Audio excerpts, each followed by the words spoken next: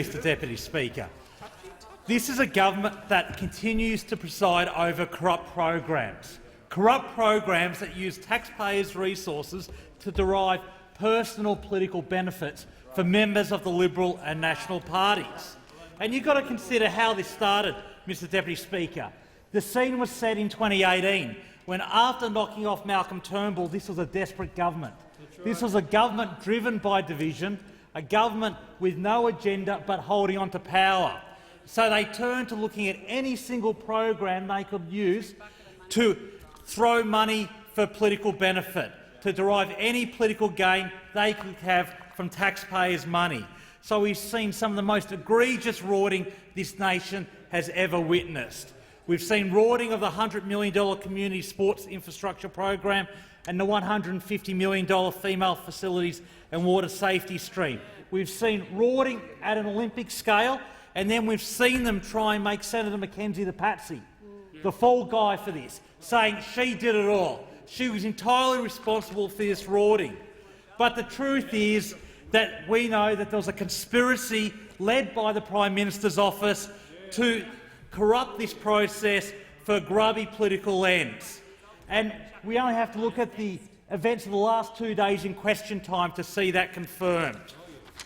So, Mr Deputy Speaker, what are the details of Sports Rorts 1? We saw round 1. 41% of projects approved by the minister were not recommended by Sports Australia. The closer they get to the election, the more desperate they get, the more the Prime Minister tries to hold on to power by his fingernails. We see 70% of projects were ones rejected by Sports Australia. And round three approved 17 minutes after we entered caretaker. 17 minutes after we entered caretaker, 73 projects were rejected by Sports Australia. Not only that, we saw the ANO decide that this entire program is questionable in terms of its legality. And what sorts of projects were supported against Sports Australia's recommendations? What sort of projects required the Prime Minister and the Minister to say, we're going to support battlers, we're going to support battlers in struggling suburbs? We had $50,000 for one of the richest golf clubs in the country, Royal Adelaide, to install solar panels. I'm reliably informed that's about one annual membership. If they got one more member for the club, they could have paid for the solar panels themselves. There was $500,000 to the struggling Mossman Rowers Club, that bastion of battlers. The member opposite's from Wyong, and I'm sure there's many members there who go to Mossman Rowers for a good row, maybe a Chardonnay afterwards. And then there's $190,000 for another golf club to install facilities for wedding receptions. Wedding receptions. Now, how is that advancing sports participation in this country, Mr Deputy Speaker? What it does advance is the naked political interests of those opposite. And then the most egregious, my favourite, was $50,000 to the Sanssouci Football Club for a project not only already funded, it was already built, and it was opened 3 days later by the council. 3 days later by the council. That's a special. Good question. Good question. It happened to be in the Prime Minister's electorate, and it happened to be opened by one of the Prime Minister's mates who was a state member there. So, Mr Deputy Speaker, this is that's true. I'm misleading the House. That's the most egregious example of this Rorts project. And we saw further revelations only last week that despite the Prime Minister misleading this House that all projects approved were eligible, the ANO in fact found that 43% of projects, 290 projects in all, were ineligible. And this corrupted program, the interventions came at the top. We saw 136 emails from the Prime Minister's office. We saw revelations today that round 3, where 73% of projects were rejected by Sports Australia, Minister Mackenzie wrote to the Prime Minister asking for permission, identifying the projects she intended to approve on April 10, colour-coded in a spreadsheet by party status.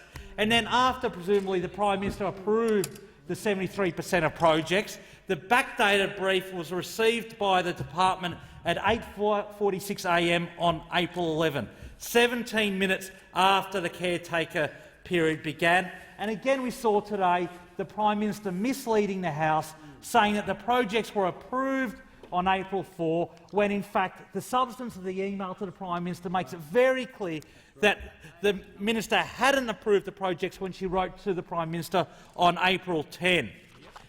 What's even worse, if you can believe that, is yesterday the Prime Minister was bragging about the political intervention of his party and his candidates in this process. He openly bragged about the now member for Lindsay, who was merely a candidate at that stage, dictating what projects would go to Lindsay. She identified what projects would be approved, and he bragged about it yesterday. And then we saw in the ANO report that the Queensland Liberal National Party head office, their secretariat, dictated what projects were going to Longman. What projects were going to Longman? Just imagine it for a second. A party headquarters decided how taxpayers' money would be allocated in a seat they were trying to win at the election. Yet again, we've seen this program corrupted, and we've seen the Prime Minister openly bragging about the level of political invention. Then we've got sports rorts too. The $150 million for the female facilities stream, meant to be regional, meant to help regional sporting clubs invest in female changing rooms to increase female participation. What we saw was no guidelines for the program, no applications process, no eligibility criteria, no merits-based assessment, only hand-picked projects being treated as a slush fund by the government. And what was the result? For a program meant to target rural and regional areas, 80% of the money went to building swimming pools, not female changing sheds. 80% went to swimming pools in marginal electorates in the cities. Only 10% went to rural and regional areas. And the most egregious example was the $10 million for the North Sydney pool. North Sydney pool, that renowned regional area, and have been creative about trying to defend it. I'll give them that. They've been creative about trying to defend it. We had the Mayor of North Sydney claiming it was a regional pool because someone from the country might have once swum there. Just think about that for a minute, because someone from the country would have swum there. We had some jokes today that maybe if they classified it as a dam, they might have got support. Exactly. What a joke. What next? The Sydney Harbour Bridge getting funding under the Rural Bridges program? Or the Upper House getting support under a regional arts fund? This is how low this government has stooped. And the people who suffer are the people of Australia, particularly those sporting clubs who are suffering.